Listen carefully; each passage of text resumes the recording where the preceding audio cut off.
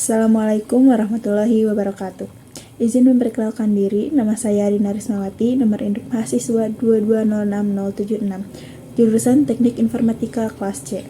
Di sini saya akan membahas materi tentang hubungan antara teori bahasa dan otomata dengan komputasi, sejarah perkembangan bahasa pemrograman sampai saat ini, dan karakteristik dari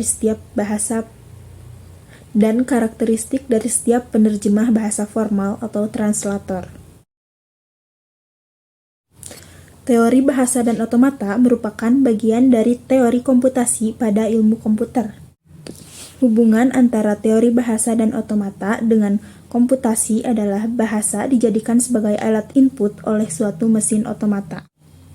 Selanjutnya, mesin otomata akan membuat keputusan yang mengindikasikan apakah input diterima atau tidak. Dan komputasi dijadikan sebagai urutan langkah-langkah sederhana, disusun dengan sistematis yang mengarah pada solusi masalah. Awal mula bahasa pemrograman dimulai dari Antikythera yang berasal dari Yunani kuno. Antikythera adalah kalkulator yang menggunakan beberapa tuas dan konfigurasi untuk menjalankannya. Cikal bakal bahasa pemrograman pertama kali muncul pada tahun 1822, di mana sebuah mesin bernama Difference Engine diciptakan oleh Charles Babbage, mahasiswa Universitas Cambridge, Inggris. Pada tahun 1949, bahasa assembly pertama kali digunakan sebagai jenis bahasa pemrograman komputer yang mampu menyederhanakan bahasa kode mesin yang diperlukan untuk memberitahu komputer apa yang harus dilakukan. Tahun 1958, ALGOL diciptakan sebagai bahasa algoritmik yang merupakan pendahulu untuk bahasa pemrograman seperti Java dan C. Kemudian pada tahun 1959, COBOL diciptakan oleh Dr. Grace Murray Hopper untuk menjadi bahasa yang dapat beroperasi di semua jenis komputer. Pada tahun 1970, Niklaus Wirth mengembangkan Pascal setelah menamainya Blaise Pascal. Bahasa ini mudah dipelajari dan merupakan bahasa utama yang digunakan oleh Apple untuk mengembangkan perangkat lunak awal. 1972, Donald Chamberlain dan Raymond mengembangkan SQL untuk IBM.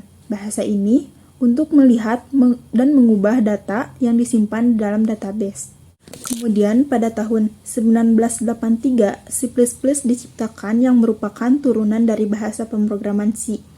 Ini adalah salah satu bahasa yang paling banyak digunakan di dunia.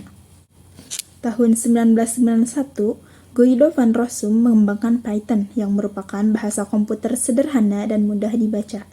Selanjutnya, tahun 1995, Rasmus Lerdorf mengembangkan PHP, terutama untuk pengembangan web. Kemudian tahun 2000, Microsoft mengembangkan C# sebagai kombinasi C++ dan Visual Basic. Penerjemah bahasa formal ada 3 yang dimana masing-masing memiliki karakteristik yang berbeda. Yang pertama ada interpreter. Karakteristiknya diantaranya eksekusi baris demi baris. Interpreter membaca atau mengeksekusi kode sumber secara baris demi baris. Ini berarti setiap kode yang diterjemahkan dan dieksekusi secara langsung saat program sedang berjalan. Kemudian waktu eksekusinya lebih cepat karena tidak memerlukan proses kompilasi sebelum eksekusi. Interpreter biasanya lebih cepat untuk memulai eksekusi kode, tetapi mungkin lebih lambat dalam eksekusi jangka panjang. Selanjutnya, kode sumber tidak dikompilasi. Kode sumber dalam bahasa tingkat tinggi tidak diterjemahkan menjadi kode mesin yang dapat dieksekusi terlebih dahulu. Ini berarti interpreter harus membaca dan menerjemahkan kode setiap kali program tersebut dijalankan. Kemudian ada kesalahan diungkapkan secara sepanjang jalan. Maksudnya interpreter mengungkapkan kesalahan atau memberitahukan kesalahan dalam kode secara saat itu juga. Kemudian yang kedua ada compiler, memiliki karakteristik yang pertama proses kompilasi. Compiler menerjemahkan seluruh kode menjadi kode mesin atau kode antara atau disebut juga bytecode dalam satu langkah yang disebut dengan kompilasi. Hasilnya adalah program yang siap dieksekusi. Kemudian, waktu eksekusi juga lebih cepat karena kode telah dikompilasi sebelumnya. Program yang dikompilasi biasanya memiliki waktu eksekusi lebih cepat daripada yang diinterpretasikan. Kemudian, kode sumber dikompilasi dalam bahasa tingkat tinggi dan diterjemahkan menjadi bahasa mesin atau kode antara yang lebih efisien sebelum dieksekusi. Kemudian, kesalahan ditemukan saat kompilasi. Compiler mengidentifikasi kesalahan dalam kode selama proses kompilasi berjalan. Ini berarti pengembang perlu memperbaiki kesalahan sebelum menjalankan program. Yang ketiga ada assembler.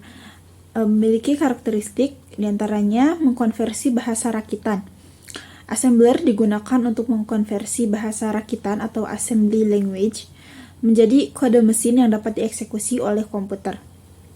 Kemudian spesifik untuk arsitektur komputer. Setiap assembler adalah spesifik untuk arsitektur komputer tertentu, yang berarti bahwa kode assembly yang dihasilkan akan berbeda antara arsitektur yang berbeda. Kemudian menggunakan instruksi dan mnemorik.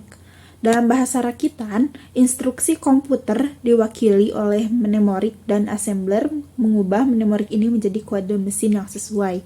Kemudian yang terakhir, menggunakan label dan simbol. Assembler juga memungkinkan penggunaan label dan simbol untuk mengacu pada lokasi memori atau alamat yang mempermudah pemrograman dalam bahasa rakitan. Mungkin cukup sekian dari saya. Terima kasih. Wassalamualaikum warahmatullahi wabarakatuh.